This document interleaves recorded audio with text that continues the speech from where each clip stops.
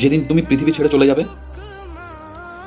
সেদিনে শেষবারের মতো যখন তোমাকে গোসল দেওয়া হবে, সেদিন একবার ভেবে দেখো তো, কোথায় গেল তোমার ব্র্যান্ডেড বডি ওয়াশ, কোথায় যাবে তোমার ব্র্যান্ডেড শ্যাম্পু?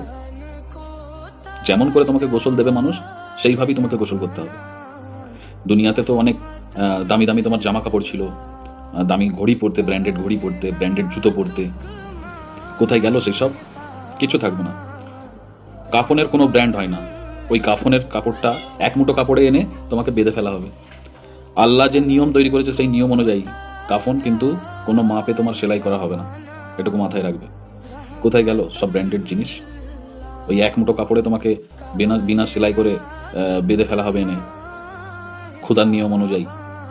সেদিন তুমি বুঝতে পারবে যে তোমার অকাত কতটুকু। সেদিন আল্লাহ পুরো একদম বুঝিয়ে দেবে তোমাকে, তোমার অকাত অতটুকুই ছিল। খুব ব্র্যান্ডেড ব্র্যান্ডেড ব্র্যান্ডেড ব্র্যান্ডেড করে দুনিয়া কাঁপিয়েছ, সব শেষ, সাথে কিচ্ছু যাবে না। যা কামিয়েছো, যা করেছো, সব থেকে যাবে। তুমি আজকে মারা যাবে, কাল থেকে সেগুলো অন্য কারোর হয়ে যাবে, অন্য কেউ ব্যবহার করবে। তুমি যে গাড়িটা কিনে রেখে গেছো, ব্র্যান্ডেড গাড়ি, সেই গাড়িটা অন্য কেউ চাপবে। আরে আজ থেকে 5 বছর পর আর তোমাকে কেউ মনেও করবে না। নিজের জন্য যেটা করে যাবে সেটা নিজেরই থাকবে।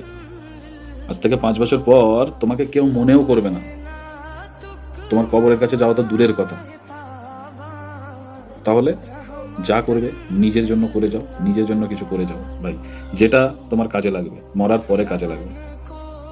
যে বাড়িটা করে রেখে যাচ্ছ না, ওই বাড়িটা অন্য কেউ ব্যবহার করবে। হয়তো দেখা যাবে 50-100 বছর পর ওইখানে তোমার কোনো বংশই নেই, ওখানে অন্য কেউ বাস করছে। ওই তোমার তৈরি করা স্বাদের বাড়িটা, অন্য কোনো তোমার বংশের কেউ নেই, অন্য কেউ হয়তো আছে।